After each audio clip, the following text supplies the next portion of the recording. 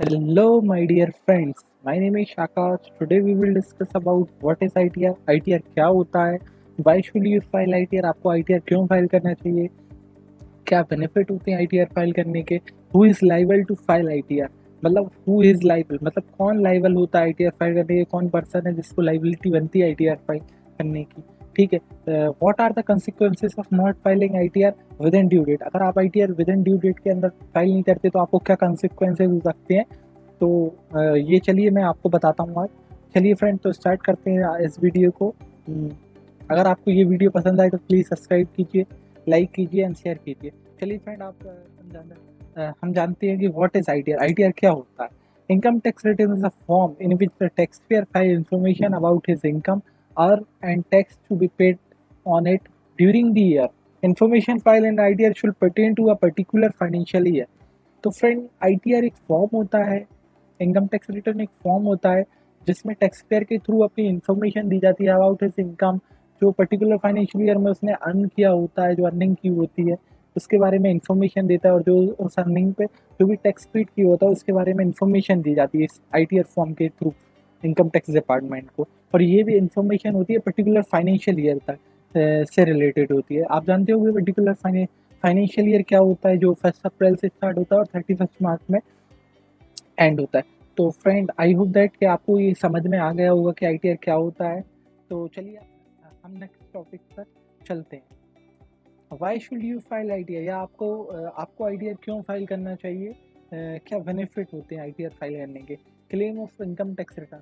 अगर आपका previous financial year में, जिस ईयर के लिए आप ITR फाइल कर रहे हैं, ठीक है, चाह रहे हैं आप, कर रहे हैं या चाह रहे हैं आप ITR फाइल करना, अगर उस ईयर में अगर आपका कोई TDS डिडक्ट हुआ होता है, ठीक है, TDS डिडक्ट हुआ होता है और आपकी इनकम बेसिक एग्जम्पशन लिमिट से कम है, तो आपका जो भी TDS डिडक्ट होता है वो रिफंडेबल होता है.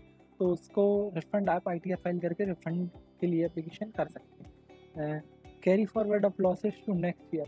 अगर आपका किसी पर्टिकुलर फाइनेंशियल ईयर में अगर आपका लॉस हो जाता है तो आप उसको बुक कर सकते हैं इनकम टैक्स रिटर्न फॉर्म में, और आप नेक्स्ट ईयर में अगर आपका प्रॉफिट होता है तो उससे सेट ऑफ कर सकते हैं.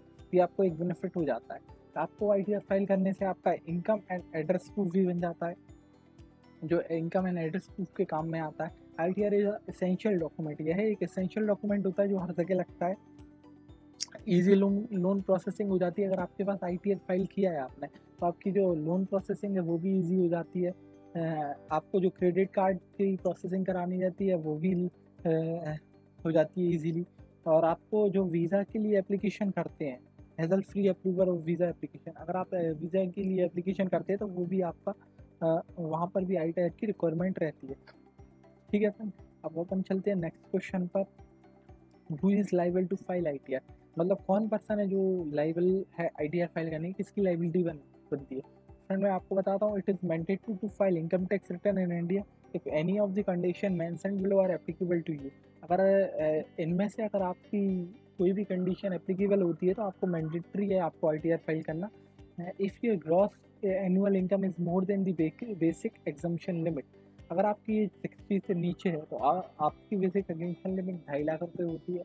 अगर आपकी एज 60 से अबव है तो आपकी बेसिक एग्जम्पशन लिमिट 3 लाख रुपये होती है. अगर आपकी एज 80 के अबव है तो आपकी basic exemption limit 5 lakh rupees होती है. अगर आपकी इससे ऊपर इनकम जाती है तो आपको ITR फाइल करना कंपलसरी हो जाता है.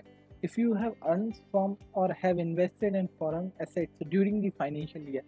अगर आपने कोई भी फॉरेन एसेट्स से कोई भी अर्निंग की है या आपने इन्वेस्ट किया है जिसके थ्रू कोई अर्निंग हुई है, तो भी आपको ITR फाइल करना कंपलसरी हो जाता है. If you taxpayer is a company, if the taxpayer, जो टैक्सपेयर है अगर वो कंपनी या फर्म है, पार्टनरशिप फर्म है, तो आपको ITR फाइल करना कंपलसरी है रिस्पेक्टिव ऑफ प्रॉफिट और लॉस. अगर आपका कोई प्रॉफिट भी नहीं है या लॉस भी नहीं है, प्रॉफिट है या लॉस भी है, तो भी आपको ITR फाइल करना कंपलसरी हो जाता है. चलिए फ्रेंड, चौथे क्वेश्चन पर चलते हैं. What are the consequences of not filing ITR with in due date. अगर हम ITR with in due date file नहीं करते तो क्या कंसिक्वेंस होते हैं? ठीक है. If you are not filing your income tax return with in due date, late fees will be applicable for filing.